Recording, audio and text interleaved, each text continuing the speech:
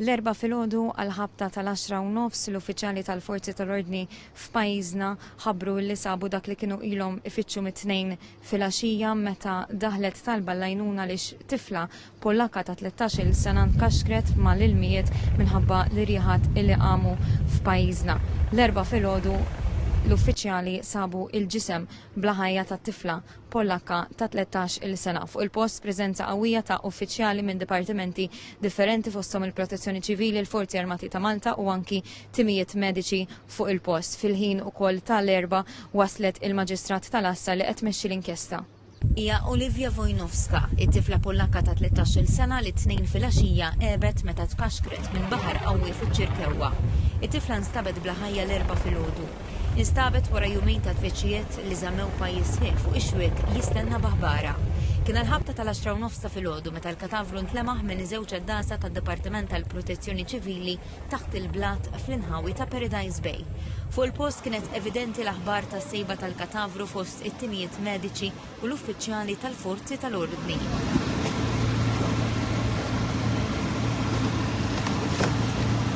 Miċ-Ċirkewwa, faċċata ta' Paradise Bay, il-katavru tat-tifla tella fuq dingji tal-Protezzjoni Ċivili u minn hawn qabdu rotta lejn il-port tal-Marfa.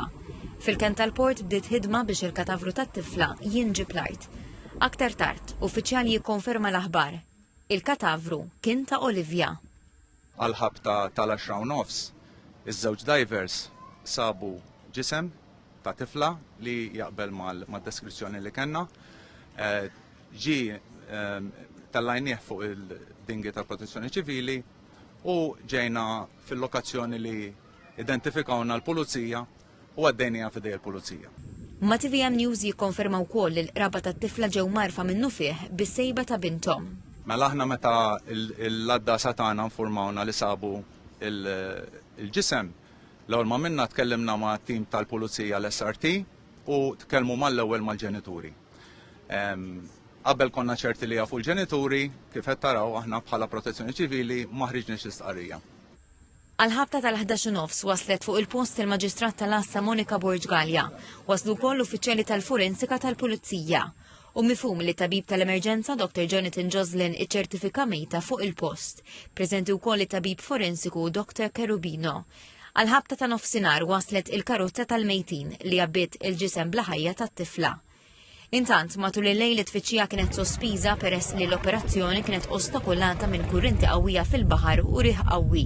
F'dawn il-jumejn it-tiftix kienet isir bla waqfin minn fuq l-art bl-użu tal-anġa ta' salvataġġ u dinghiż u mill-ajru b'helikopter u drones. Il-familja Pollakka kienet Malta l-Btala u kienet qed toqgħod f'lukanda fiċ-Ċirkewwa stess.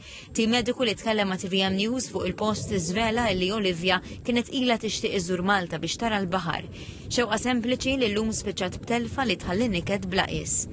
Intant, l-Armata appellat lill-pubbliku biex fid-dawn ta' baħar imqalleb u riħ qawwi li mistennija jkomplu tul il-ġimgħa kollha iżomm il-bogħod minn żoni kostali u jevita li jersaq ripixtut. Fit-tfakkira kemm l-elementi naturali jistgħu jkunu imprevedibbli u bla ħniena.